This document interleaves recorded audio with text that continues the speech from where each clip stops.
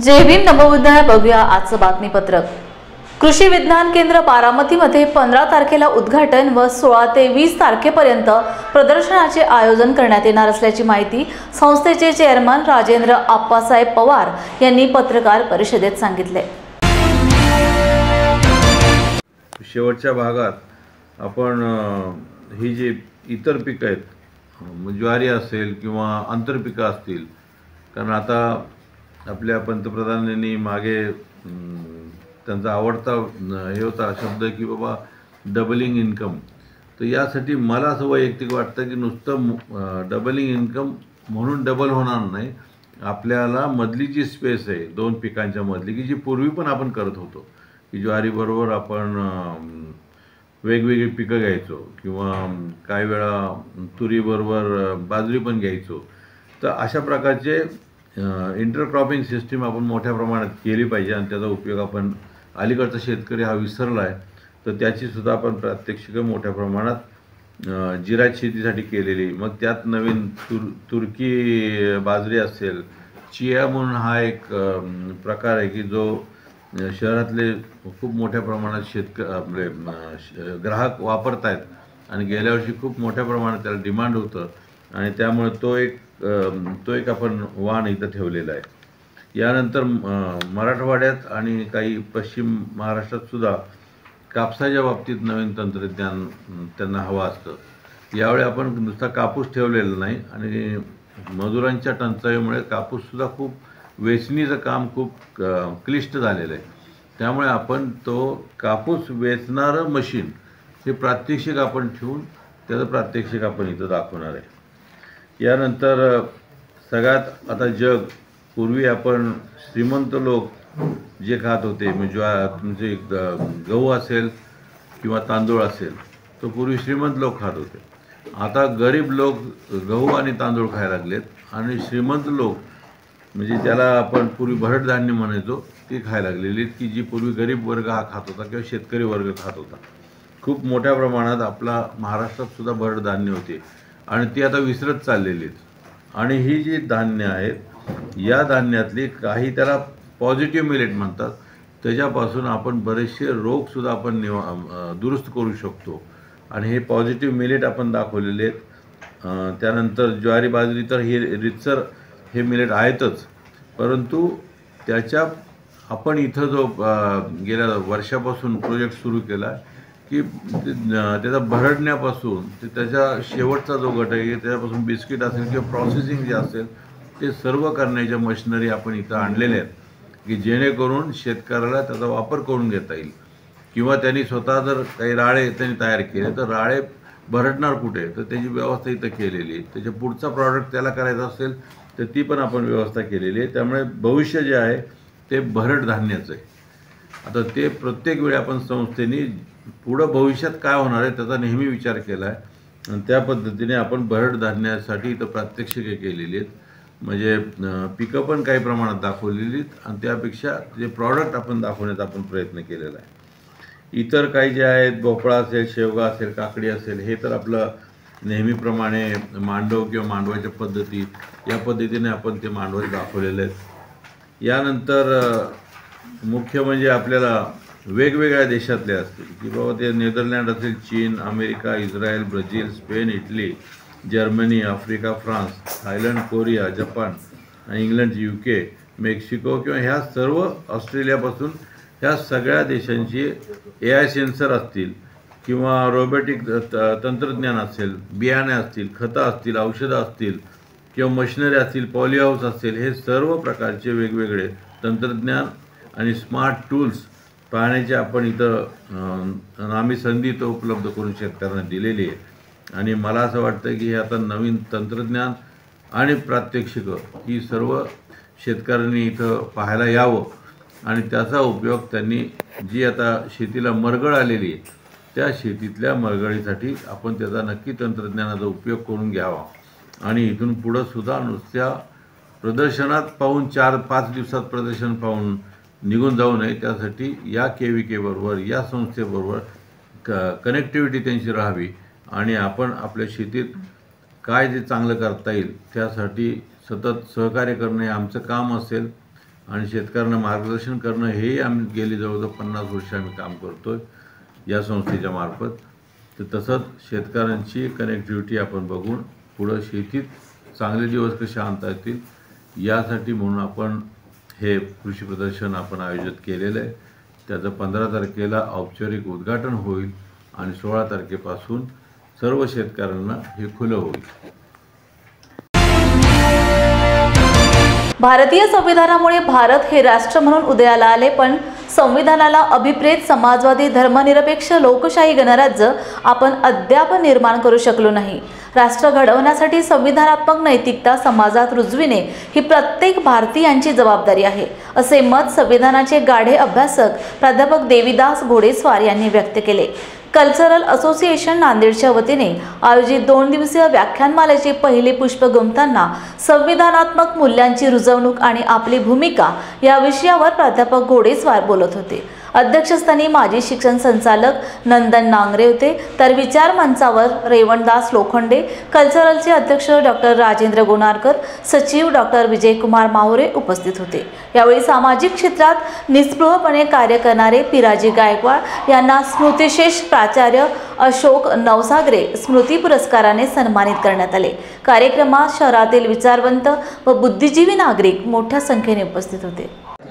भारताचं एक सार्वभौम समाजवादी धर्मनिरपेक्ष लोकशाही सामाजिक आर्थिक व राजनैतिक न्याय विचार अभिव्यक्ती विश्वास श्रद्धा व उपासना 26 नोव्हेंबर 1949 रोजी याद्वारे हे संविधान अंगीकृत आणि अधिनियमित करून स्वतः पत्तो सभयुतं सत्ता वंदे तं बोधिपा इमे हेते महाबोधि लोकनाथेन पूजिता अहं पीते नमस्सामि बोधिराजा नमस्तुते बोधिराजा नमः पीते नमस्सामि बोधिराजा नमस्तुते. आजचा विषय होता संविधानिक मूल्य आणि ती रुजवण्यात आपली भूमिका. संविधानिक मूल्य ही राष्ट्र निर्माणाची मूल्य आहेत. भारतीय संविधानाने भारत राष्ट्र अस्तित्वात आणले. भारत राष्ट्र अस्तित्वात आल्यानंतर भारत राष्ट्र घडवण्यासाठी संविधानाच्या उद्देशिकेमध्ये काही मूल्य सांगण्यात आलेली आहेत. डॉक्टर बाबासाहेब आंबेडकर म्हणतात की जोपर्यंत ही मूल्य समाजामध्ये व्यक्तीमध्ये भारतीय म्हणून रुजवली जाणार नाहीत तोपर्यंत भारत राष्ट्र अस्तित्वात येणार नाही. याला doctor Ambedkar cultivating the human being मानव घडवण्याची प्रक्रिया असं म्हणतात. आणि मानव घडवण्याची प्रक्रिया ही संस्थात्मक प्रक्रिया आहे. त्याला डेडिकेटेड अशा प्रकारची ती इन्स्टिट्यूशनल नेतृत्व आवश्यक आहे. त्याशिवाय मानव घडवला जाणार नाही, भारत राष्ट्र सुरक्षित राहणार नाही. अन्यथा आज जी आपण स्थिती पाहतो, भारत राष्ट्राला आव्हान म्हणून जे हिंदू राष्ट्र उभं आहे तशा प्रकारची स्थिती ही आपल्याकरता वांछनीय असणार नाही. भारत राष्ट्र जगवायचं असेल तर कुठे ना कुठे माणसं घडवण्याची प्रक्रिया संविधानिक मूल्याच्या आधारावर आरंभ करावी लागेल. संविधान बदलल्या जाऊ शकतं का? बदलल्या जाऊ शकतं का? बदलत आहेत.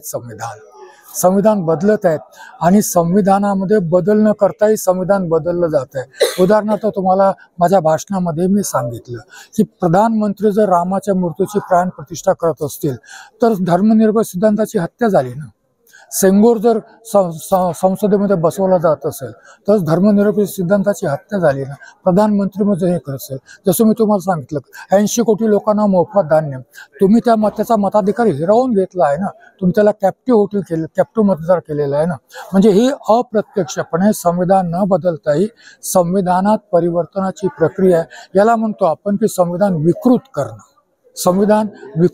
संविधान असंगत करणं, संविधानाचा मृत्यू घडवून आणणं संविधान न बदलता आहे. निवडणुका म्हणजे लोकशाही नाही. बऱ्याचशा लोकांचा समज आहे की निवडणुका आहेत, लोकशाही अस्तित्वात आहे.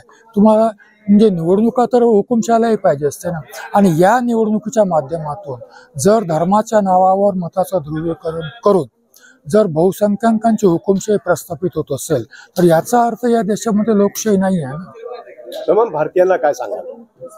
तमाम भारतीयाला हेच सांगेल की तुम्ही भारतीय म्हणून, प्रथम भारतीय म्हणून, संविधानाप्रती समर्पित भारतीय म्हणून प्रथम भारत राष्ट्र अस्तित्वात आणण्याची प्रक्रिया स्वतःपासून आरंभ केली पाहिजे. समानता, स्वतंत्रता, बंधुता, न्याय ही मूल्य स्वतःच्या जीवनात उतरवली पाहिजेत. ही बाकीच्यांनी कोणी सांगण्याची गरज नाही. ही मूल्य जर तुम्ही स्वीकारली तर तुम्ही भारतीय व्हाल, भारत राष्ट्राचे नागरिक व्हाल. भारत राष्ट्र निर्माण करण्याकरता एवढं तुमचं योगदान पर्याप्त आहे. आज कल्चरल असोसिएशनच्या वतीने ती व्याख्यानमाला झालेली आहे. त्याचा पहिला विषय होता संविधानाची भूमिका आणि आपली संविधानाची रुजवणूक आणि आपली भूमिका. विशेष म्हणजे 75 वर्ष आपल्या संविधानाला झालेले आहेत, परंतु आज परिस्थिती आहे जशी तशीच आहे. आणि त्याच्यावर थोडासा प्रकाश टाकण्यासाठी, आज थोडंसं सेन्सिटायझेशन करण्यासाठी आज आपण ही व्याख्यानमालेचा पहिला विषय घेतलेला आहे.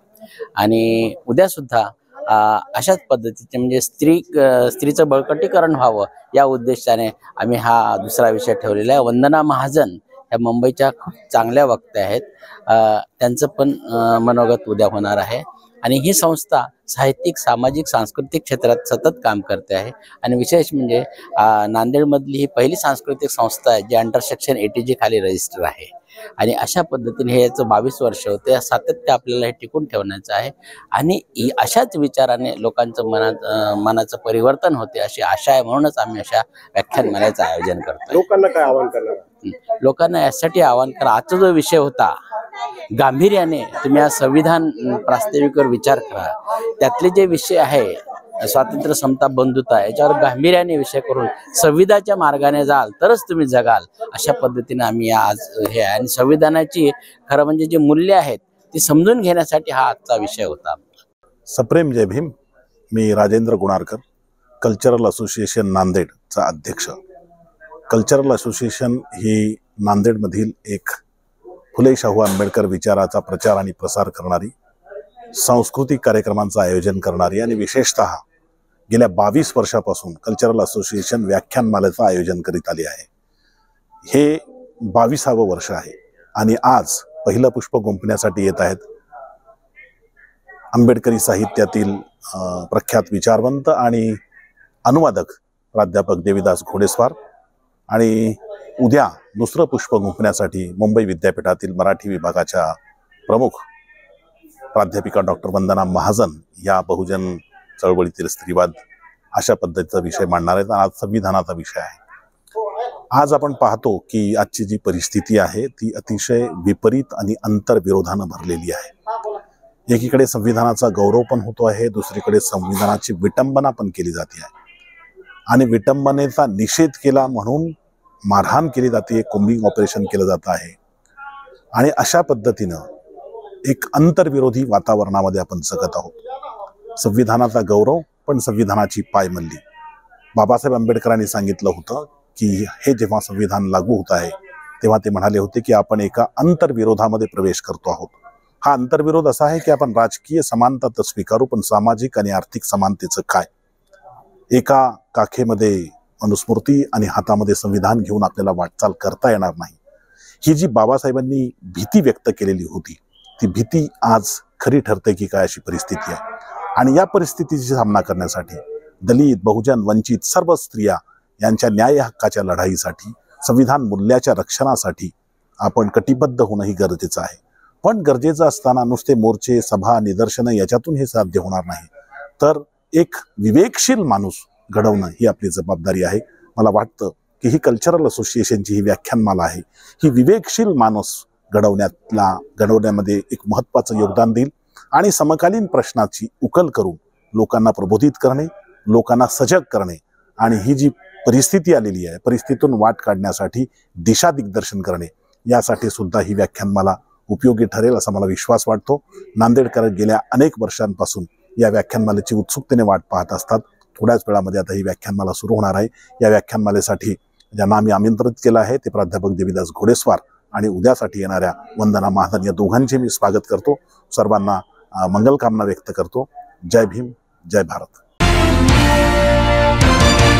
मानधन नको, वेतन हवे, अंगणवाडी कर्मचाऱ्यांना पेन्शन लागू करा, महागाई भत्ता लागू करा, सर्व सेविकांना विम्याचा लाभ द्यावा तथा अन्य विविध मागण्यांसाठी कोल्हापूर जिल्हा अंगणवाडी कर्मचारी संघाच्या वतीने जिल्हा परिषदेवर मोर्चा काढण्यात आला आणि मागणीचे निवेदन CEO कार्तिकी यांना देण्यात आले. हा मोर्चा महावीर कॉलेज पासून जिल्हाधिकारी कार्यालय मार्ग जिल्हा परिषद कार्यालयावर आला. यावेळी हमारी युनियन हमारी ताकद, मागण्या आमच्या हक्काच्या नाही गुणाच्या बापाच्या अशा घोषणा देत शासनाचा निषेध व्यक्त केलाय. सरकारचं करायचं काय? कोल्हापूर जिल्हा अंगणवाडी कर्मचारी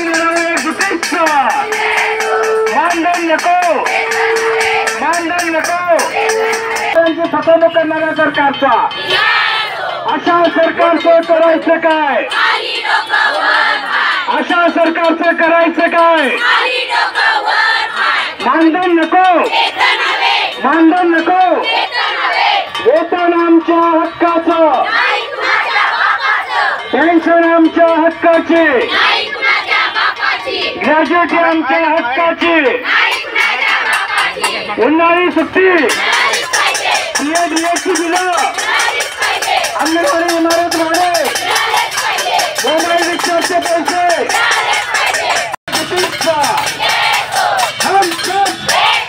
हम सब हमारी यूनियन, हमारी यूनियन, हम सब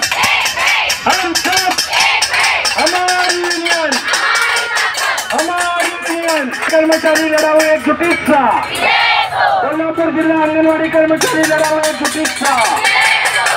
माझे नाव अंगणवाडी सेविका छाया तिप्पट आजरा. तर आम्ही आज मोर्चा घेऊन इतक्या कारणासाठी आलेलो आहोत की आमचं शासनानं फसवणूक केलेली आहे. आम्हाला जाहीरनाम्यामध्ये सांगितलं होतं की 15,000 सेविकेला देणार आणि 8,500 मदतनीसला देणार, पण त्यांनी काय केलेलं आहे 13,000 आम्हाला द्यायला लागलेत आणि 2,000 तुमचे पोषण ट्रॅकरवर आहे म्हणून सांगितले. पण पोषण ट्रॅकर हे असं आहे की जिथं रेंज नाही तिथं चालतच नाही आणि त्यामुळे आम्हाला वरचे 2,000 मिळतच नाही. ही आमची शासनानं घोड फसवणूक केलेली आहे आणि ही फसवणूक करू नये तर त्यांनी आमच्या खात्यावर डायरेक्ट 15,000 जमा करावे, सेविकेच्या खात्यावर आणि मदतनीसच्या खात्यावर 8,500 रुपये जमा करावे. 2,000 आणि 1,000 त्यांनी आम्हाला मानधनातच द्यावे. पोषण ट्रॅकरचा त्यामध्ये संबंध लावू नये, कारण कुठेही गेलं तर त्याला रेंज नाही आहे. जी कार्ड दिलेले आहेत त्या कार्डला सुद्धा रेंज नाही आहे. 4 वेळा दिवसातून ते पोषण ट्रॅकर बंद पडतंय, रोज एक व्हर्जन बदलतंय, त्यामुळे सेविकेला काम करण्यासाठी अडचणी निर्माण व्हायला लागल्यात. त्याचबरोबर कोर्टानं निर्णय दिलेला आहे की ग्रॅच्युइटी देणार म्हणून, आणि कारण आम्ही शासनाचे कर्मचारी असं कोर्ट म्हणतंय, पण शासन मानायला तयार नाही आहे. ती ग्रॅच्युइटी मिळावी, तसेच आमच्या ज्या महिला आज रिटायर झालेल्या आहेत त्यांना पेन्शन मिळावं, भविष्यासाठी उदरनिर्वाह करण्यासाठी पेन्शन मिळावी. त्याचबरोबर आज इंधनाचे दर इतके भडकलेले आहेत, सिलेंडर इतकं मागलेलं आहे आणि फक्त 65 पैशामध्ये शासन आम्हाला आहार बी शिजवा आणि नाश्ता बी द्या असं म्हणत आहे. तर याचे दर वाढले पाहिजेत, किमान याचे दर वाढून आम्हाला हे मिळालेच पाहिजे. त्याचप्रमाणे आम्हाला उन्हाळ्यामध्ये सेविका आणि मदतनीस दोघींनाही सुट्टी मिळालीच पाहिजे.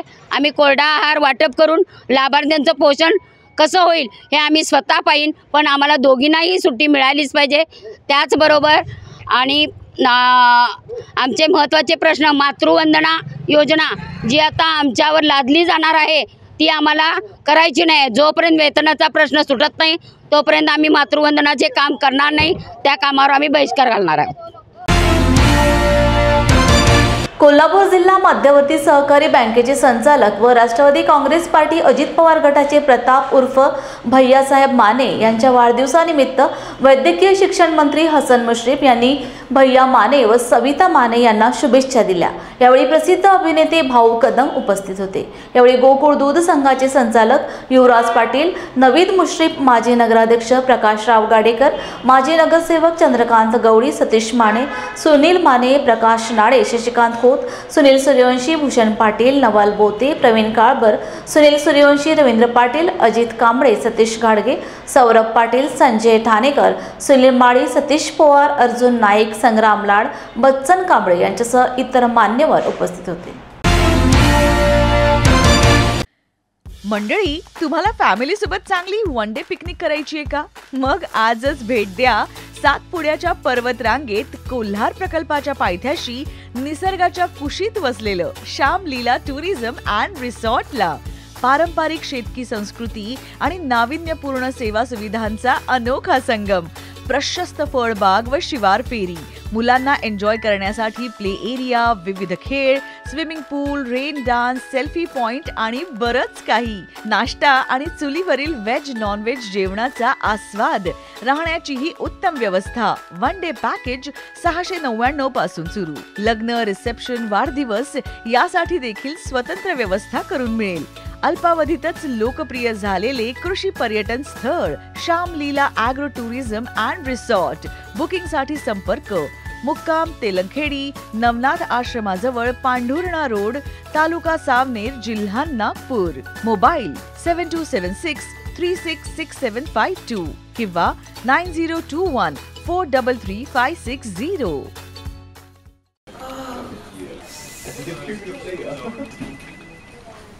बॉस ने मीटिंग बुलाई।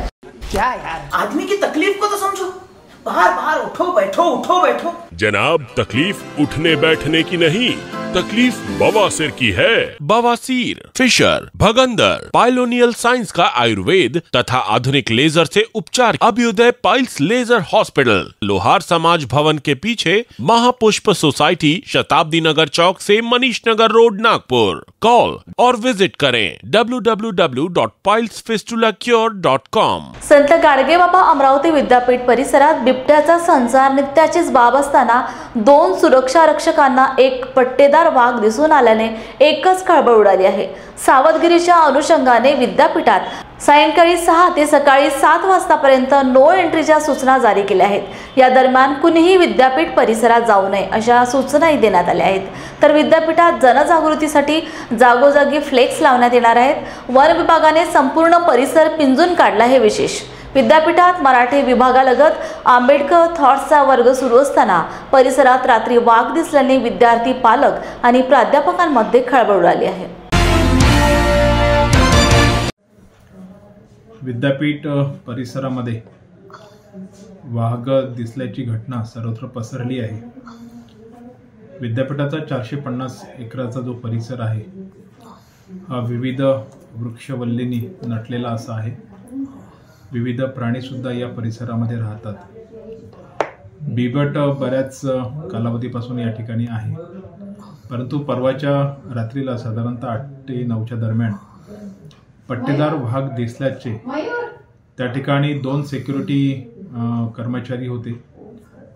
त्यांना तो दिसल्याचे त्यांनी सांगितलं, पण त्याची पुष्टी केली असता त्यांनी वाघच असल्याचे सांगितले। परंतु दुसऱ्या दिवशी वन विभागाचे अधिकारी त्या ठिकाणी आले आणि त्यांनी पाहणी केली, ठसाची पण पाहणी केली, परंतु अंतिम पुष्टी होऊ शकलेली नाही। तरी या परिसरामध्ये सकाळ आणि संध्याकाळी जे नागरिक फिरतात त्यांनी दक्षता घ्यावायची आहे, कारण की केव्हाही कुठलाही घटना घडू शकते। तशा प्रकारचे बोर्ड्स विद्यापीठ प्रशासनाने परिसरामध्ये ठिकठिकाणी लावलेले आहेत।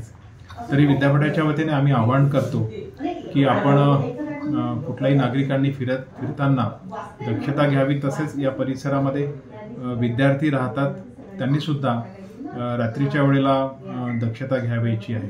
धन्यवाद। राज्यात नुकतीच विधानसभा निवडणूक झाली। या निवडणुकीसाठी महाविकास आघाडीने जोरदार प्रचार केला। विधानसभेपूर्वी झालेल्या लोकसभेतील प्रचाराचे मुद्दे पुन्हा उपस्थित करत जनतेला आपल्याकडे वळवण्याचा प्रयत्न केला, पण जनतेचा कौल महायुतीच्या बाजूने गेला। मात्र आता महाविकास आघाडीतील अनेक नेते मंडळी हे विधानसभेतील पराभवावरून एकमेकांवर आरोप करताना सातत्याने पाहायला मिळतं। नुकतेच काँग्रेस आमदार विजय वडेट्टीवार यांनी मवियाच्या पराभवावर भाष्य केले। त्यावेळी मवियाच्या जागा वाटपाची जबाबदारी असलेल्या खासदार संजय राऊत आणि प्रदेशाध्यक्ष नाना पटोले यांच्यावर अप्रत्यक्षरित्या निशाणा साधला। काँग्रेस आमदार विजय वडेट्टीवार यांनी माध्यमांशी संवाद साधला। यावेळी वडेट्टीवार यांनी महाविकास आघाडीच्या पराभवावर भाष्य केले। विधानसभेला फटका बसण्याचे अनेक कारण असले तरी हे पण कारण नक्कीच आहे। 20 दिवस आम्ही जागेंचा घोळ ठेवला। नाना पटोले आणि संजय राऊत हे 2 प्रमुख नेते त्या ठिकाणी होते। त्यामध्ये आम्ही होतो. परंतु जागा वाटपाचा तिढा जर 2 दिवसात संपला असता तर 18 दिवस आम्हाला प्रचारासाठी आणि प्लॅनिंगसाठी उपयोगी पडले असते. आम्ही कुठलंही प्लॅनिंग करू शकलो नाही. आम्हाला कुठलंही प्लॅनिंग करता आलं नाही. आम्हाला निवडणुकीसाठी तीनही पक्षाला संयुक्त कार्यक्रम आखता आला नाही. हे अनेक कारणं झाली. त्यामुळं मला वाटतं हे एक मुख्य कारण आहे की जागा वाटपांचा घोळ आणि घालवलेला वेळ याचाही फटका नक्की बसलेला आहे. थांबणार आहे याच्यात शंका येते का काय असं वाटतंय का ह्या सगळ्या जागा वाटपायच्या याच्यात? मी म्हणतो ना, खरं म्हणजे कदाचित प्लॅनिंग आहे का इतका वाढवलेला, इतके जो वेळ वाया घालवला. बैठकीची वेळ 11 वाजता, यायचं 2 वाजता, अनेक नेते उशिरा येत होते. त्यामध्ये मी कोणाचं नाव घेणार नाही.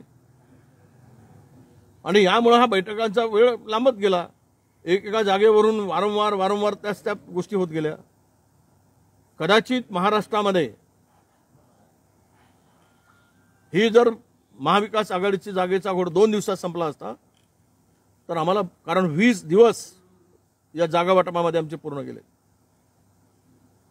तर आम्हाला त्याचा नक्की फायदा झाला असता.